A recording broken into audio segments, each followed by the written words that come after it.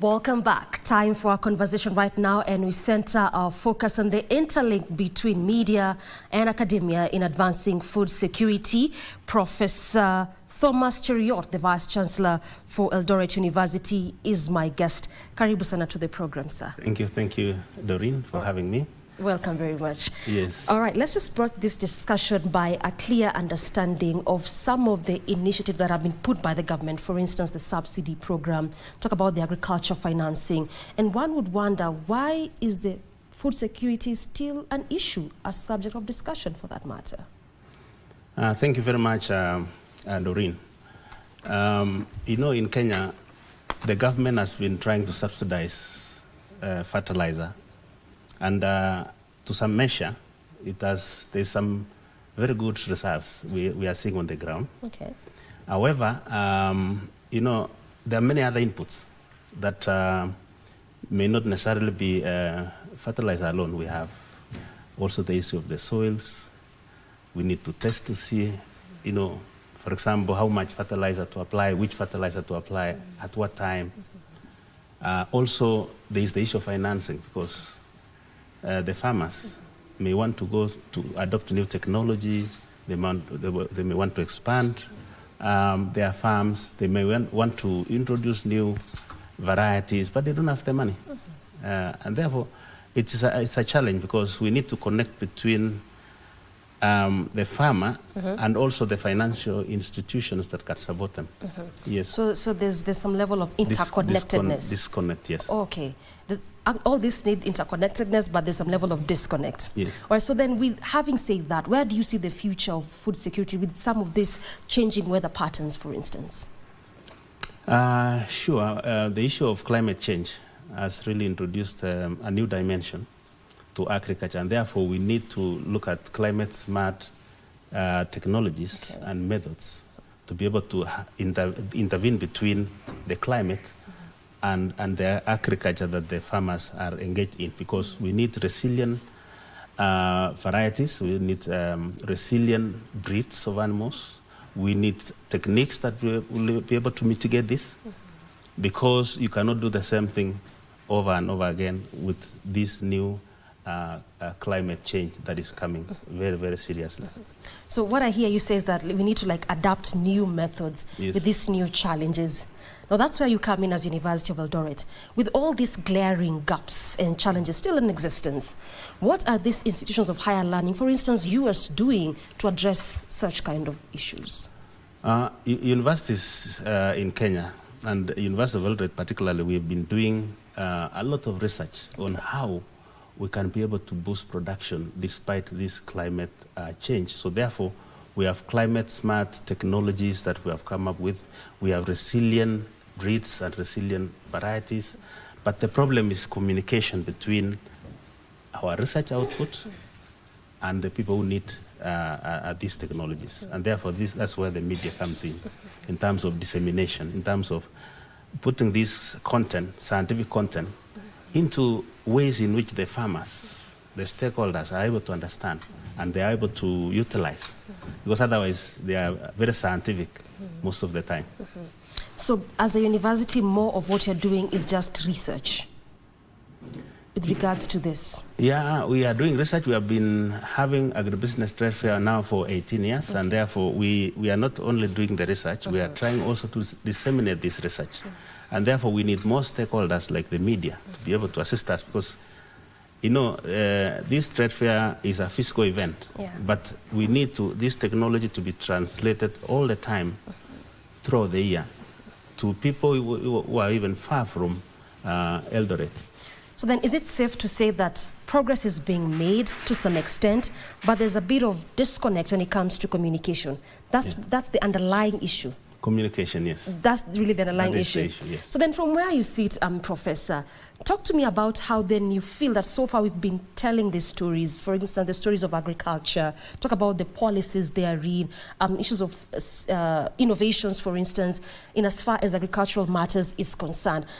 How have we been doing it so far, from where you sit? You know, as I said earlier, there are many research that is being done in the universities. And when we met recently as universities under the leadership of the PS research, Yes. We realized there are so many things we are doing, but it's like the country is not aware. They're like universities, there's nothing is going on. But So we're not telling that story as it's supposed to be also. Yes, yes. Why? So, yeah. Because we have been traditional. You publish, then you expect that people will read your journal, article somewhere, but farmers need real solutions. And this research should be translated to some solutions that farmers can be able to adopt immediately, instead of trying to imagine how this research output is going to be implemented. So we need to tell it in the form of stories, we need to tell it in form of, digestible methods or means of which media, like KBC, can be able to assist us because of the reach and because of the way in which, if we tell it in form of stories, in form of success, in form of resilience, but most often we see the media might be depicting farming as like the last resort when everything has failed. Is that so? No, not all but we are saying, like I saw some few years ago. Yes. They were showing one count where a lot of animals were dying. But nobody is telling us now what is happening on the ground at this moment. Maybe they are doing very well. So there should be a way in which young people can mitigate, or even farmers generally can mitigate against some of this climate change. And therefore, we need to work together, the scientific community and the media. So is it more like, as we tell the downsides or the challenges, for instance, let's also look at the other side of the coin, the success stories of this. Yes. So then talk to me about the kind of risk that this has posed, whether it is underreporting or misreporting, just the way you're saying. What kind of risks has this posed in the sector altogether? By focusing on, the negative stories, people are young people, particularly young people, are discouraged from, engaging in agricultural activities as a business or as a way of living, because people start fearing that this is a very risk venture, and yet this is one of the most important activity in the country that is supporting 60% of our population. And is actually accounting for 57% of our GDP. So therefore, and the risk is that the farmers now, an average age of the farmer is about 60 to 65 years. And therefore, it means in future, if we don't build this, the agriculture as a very, very, very important sector, then we'll risk losing it in the long run. So, and it is just about telling the resilient stories and stories that are successful, because there are very many stories. And also maybe moving away from the traditional agricultural activities or focus and look at how we can digitize agriculture so that it is very attractive to the rest of the population, especially the youth. Yes. Elucidate on that a little bit. Let me stay on that point. How we can digitize agriculture, make it more appealing to the youth folk, because then they will look at this as sort of like quote unquote unattractive. How can this be done? How are you doing it? We are introducing AI. Okay. Like there are so many other activities. People think agriculture is about tilling or production. There is a whole spectrum of the value chain, and therefore young people can play a role in terms of creating apps for marketing. Perhaps also I saw some young people in Wasingishu using very, very, very sophisticated methods of also even spraying using robots like drones and so on. And it actually makes them know that they can do this without necessarily going to the farm. Because people think farming is just the tilling, but there's a whole spectrum, value chain, from production, transportation, processing, marketing, consumption, and even managing the waste that is coming out of it. So do you think that staying stuck into that mindset and idea that farming is, or agriculture is just tilling, is what has really made us not grow in the aspect in which you are explaining? Yes, because tilling is just a small percentage. And what has really made our agriculture not to really move and grow like the rest of the world is because we focus on the production part, and once you produce, you don't value add, you don't engage in processing, like how much of our tea is processed, how much of our coffee is processed, how much of our other agricultural products are processed. Very few. And the University of Eldoret is trying to move from just production to doing research on how processing can be made efficient to be able to increase the value from maybe even double or even quadruple. Yes. So then this research information that you're talking about, Professor, how can it be translated to sort of like make it profitable for farmers, and also make it like the content easy for broadcast, for easy dissemination? How can this be done? We need to have a deeper conversation between stakeholders, and including all the stakeholders, including the media and the universities and the research institutes that are engaged in agricultural activities, and therefore, if we are able to come together, we'll be able to come up with a program like what we are doing now as an agribusiness trade fair. But maybe that is not enough. We may have to have more of this and more of them, because we have only once a year. We have been doing it for 18 years, but can we do it also, across the country in different fora? And we are able, everybody, each of the stakeholders that we have in agriculture can be able to do something or engage in a way in which it will support the farmer in one way or the other. Like, for example, the financing institutions, they can be able to provide solutions for that.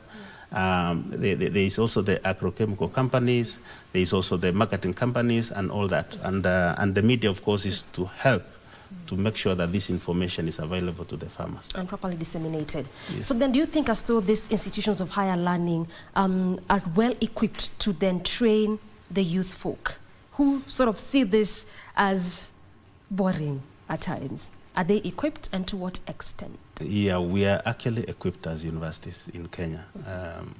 University of Eldoret, we are beginning to make sure that each student that comes to the university, we are not saying that we must tell them we must do an agricultural course, but we are equipping them with the skills that with technology they can actually apply even in agriculture and any other area, because it's not only agriculture itself, there's also related areas like engineering, technology, climate or environmental issues, soil science and all that. So it is across the spectrum.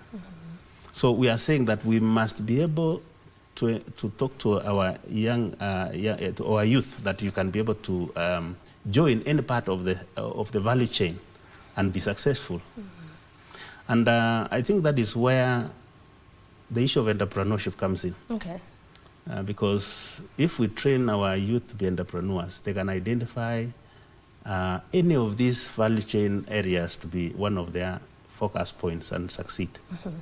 And I hear you talk about innovations, technology, climate-smart agriculture, agribusiness, but then we still have a crop of individuals or farmers, I should say, who sort of like stuck to the old methods, used to the kind of rain-fed agriculture, but we are slowly moving away from that. How are you incorporating this tech that you're talking about to this farmer so that you can probably like increase that agriculture produce, for instance? We need to work together with other partners who are experts in irrigation systems.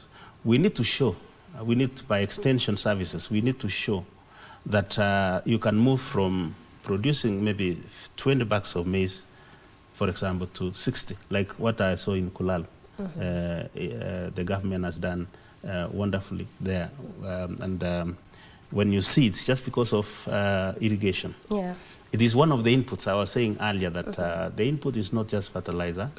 It can also be water because of the irrigation. It can be finances that are available to farmers and many other, and even post-harvest technologies, because there's also a lot of losses that occur post-harvest. Yeah. And so then what do you think perhaps government can do as we look into transiting from rain-fed agriculture to the innovations and tech? Because universities as institutions can do so much. What can the state do? There's need for support, especially in terms of because universities are trying to come up with all this, but without support from the government. How does the support look like? We need to have, I think, better engagement as to the role that we can play and how the government can be able to support in terms of funding, because we engage in a lot of research, but using our internal resources, sometimes some grants from external sources. If this can be supported, like if the research budgets can be increased, and we should also we want to also share ideas with other universities so that we are not doing things in silos. We can be able to do things together so that we can focus on this area, and other universities combined can focus in another area within the same, and we are able to co-create solutions for the country. So then, talk to me about how this shift would perhaps look like, because granted, truth be told, we are slowly moving towards climate-smart agriculture, if not have moved altogether. So how will this shift look like, and how much perhaps would it cost? Because you're talking about support in regards to also finances. How will this look like? I think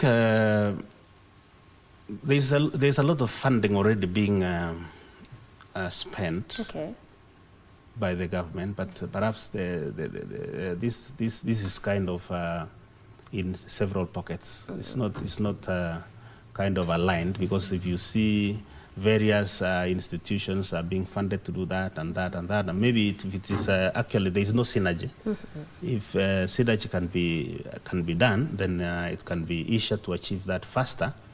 But what is very critical, which can be done for now, is stakeholders to come together and ask ourselves, where do we want to go in 10 years' time in matters food security? Because I know we are making progress, but I think we can do much better. Have you figured that out yourself as an institution? Where do you want to go in 10 years? Because we are here with you. We can start from this step. Have you figured that out, and how does that look like, just from where you are in Eldoret? Yes, we've figured out that one thing, we need to have more people into agriculture, especially the youth, because that is the future.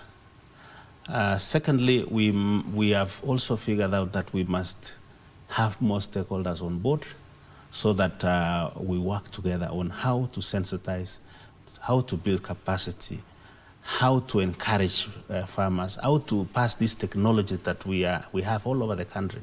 It's not only our university alone. Other institutions like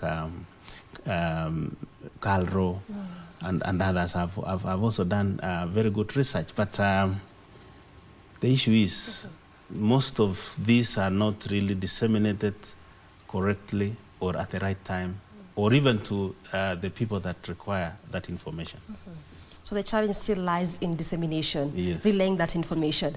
But then also, do you think as though, as a professor and a vice-chancellor, do you think as though other institutions of higher learning have this capacity to do this which you're doing, for instance? Yes, we have. To what extent? Many universities that are trying to do this. But as I said, there's need for synergy. There's need for focus, so that each of us is not just doing their own things in silos. And we want to commit that I think with the support of the government, we will be able to food security, food insecurity will be a thing of the past, because Kenya can not just feed itself, but can also feed the rest of the world. We need a lot to get to that level. But then also, with this technology advancements, with this talk of innovations, one would wonder, are we doing enough to protect our indigenous seeds? Are we? That one now is a huge challenge. And where are we with that? of course, There's a balance that must be made between new technology, new biotech, for example. For example, people might look at GMO and say GMO is a bad thing, but there's that balance that must be made between indigenous seeds for purposes of safeguarding our heritage, and also ability to feed itself. Because if we focus so much on the indigenous, and then we will not be able to feed our population, and therefore we'll be solving one problem of safeguarding our heritage in terms of cultural heritage, but we'll be failing in terms of food security. So then how do we strike the balance? Because we have to protect this even as we look forward. How do we strike this balance? What is research showing? I think the balance is that, first of all, we must meet our minimum requirement. That is what we need to safeguard our food security. And then this other part is for purposes of ensuring that we have something that we can show that this is our heritage, this is what we had as. But that cannot be the only focus for us. Yes. So then what unique contributions would you like to see from where you sit in terms of how this research information is disseminated to the public, to the farmers, to the youth folk that you talk about? What is this thing, unique thing or unique way you'd like to see this being done?